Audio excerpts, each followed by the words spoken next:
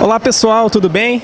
Esse segundo Congresso do Conhecimento, estamos recebendo aqui Henrique Portugal, tecladista do Skank. Bem-vindo, viu, Henrique? É um prazer.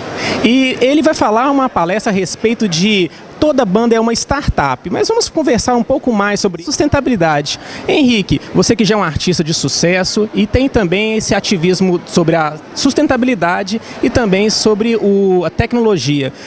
Qual que é o link entre a música e a sustentabilidade? Eu acho que o grande link é a observação da sociedade, é você realmente prestar atenção no que está acontecendo com o mundo. E é aquela velha máxima, né? O único mundo que nós temos para viver é esse. Se a gente não tomar conta e cuidar dele, realmente a gente terá um problema. Na verdade, já estamos tendo um problema de se eu falar de natureza, de você cuidar do lugar onde a gente vive. Eu falo muito sobre você usar a tecnologia a favor.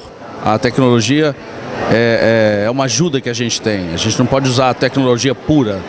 E a outra coisa é o seguinte: a gente parar de olhar só para dentro de casa. Cuide do ambiente que existe em volta de você. Não cuide só da sua casa, porque o que está em volta de você também faz parte de você. Então cuide da sua rua, cuide da sua praça, cuide do seu bairro, cuide da sua cidade, pense na sua cidade. Não fique achando que você isolado dentro de casa você vai ter uma vida melhor.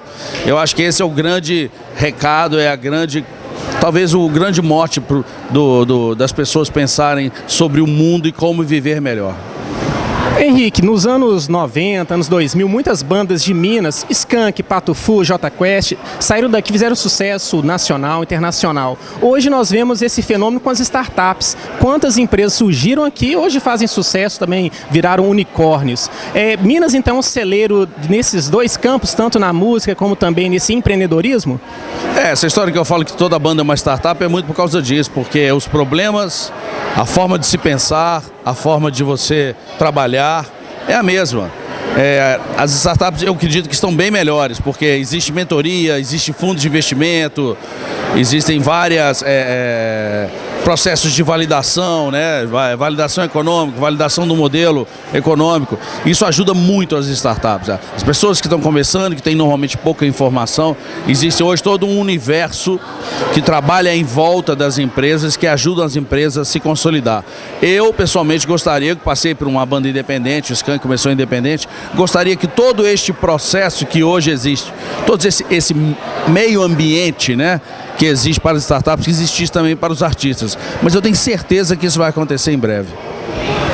Hoje nós vimos muitos políticos criticando as leis de incentivos, todos esses recursos que são enviados para a área de cultura, mas por outro lado, outros setores da economia, indústria automobilística, mineração, agrotóxicos, recebem vários incentivos, né? Como você avalia isso? É uma visão equivocada do que é a cultura, do potencial da cultura para o Brasil? É isso que eu ia falar, a subvenção, o famoso subsídio, que a maioria das empresas, uma empresa internacional vem para o Brasil, ela vem para o Estado, qual redução de ICMS que você vai me dar? Quanto tempo que eu vou ficar sem pagar ICMS para eu poder implantar a minha empresa no seu Estado? Por que criticar isso com relação à arte? A arte, ela tem um negócio que ela tem um poder muito grande, é exatamente o poder de você ter representatividade perante a mídia e você se comunicar e você criticar alguma coisa que está acontecendo.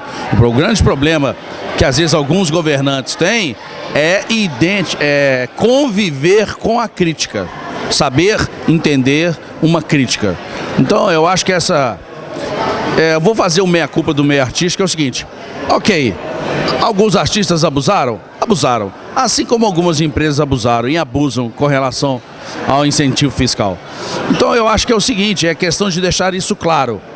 A arte precisa disso? Precisa. Precisa talvez uma pequena revisão? Precisa. Mas assim também como nos abusos de incentivos fiscais para as empresas. Senão, aí é aquela velha história. Deu muito incentivo, aí depois fala, tem que aumentar o imposto. Não, não é assim. Eu acho que tudo é um equilíbrio. E o grande poder dos artistas de comunicar, ter rede social, ter um microfone, ter uma hora para fazer alguma crítica, isso às vezes incomoda alguns políticos, alguns governantes. Eu vejo uma ausência da temática de meio ambiente, sustentabilidade, nas músicas, né, comerciais. Você pensa em produzir algo a respeito, talvez o Skank, principalmente como o meio ambiente está muito em voga ao atual, né, a nossa casa comum. É possível fazer alguma coisa de arte para alertar a respeito disso? Essa história do meio ambiente é muito interessante, né? Quem fica falando de meio ambiente é europeu, que destruiu todas as florestas deles. Então eles têm um complexo, eu acredito um pouco nisso. Isso é uma culpa deles com relação ao que eles fizeram no passado e que eles ficam falando pra gente não fazer.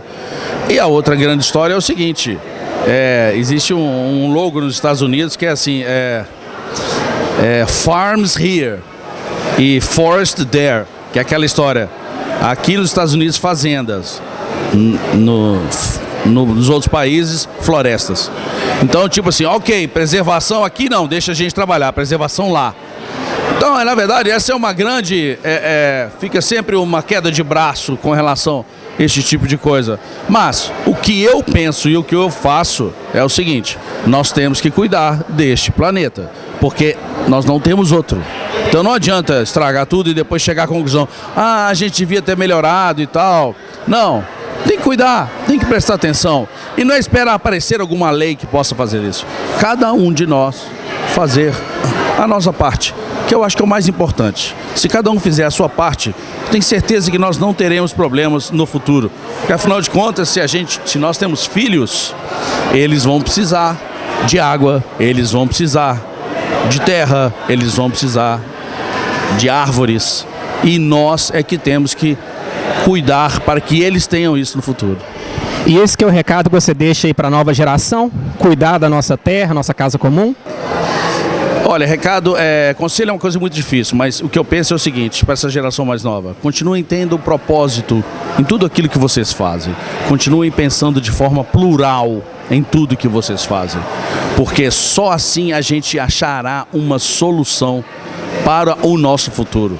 O nosso futuro realmente não é sermos acumuladores.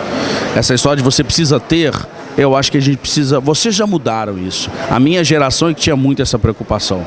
Então eu acho que vocês estão no caminho certo. Façam o que vocês estão pensando, que eu tenho certeza que dará certo.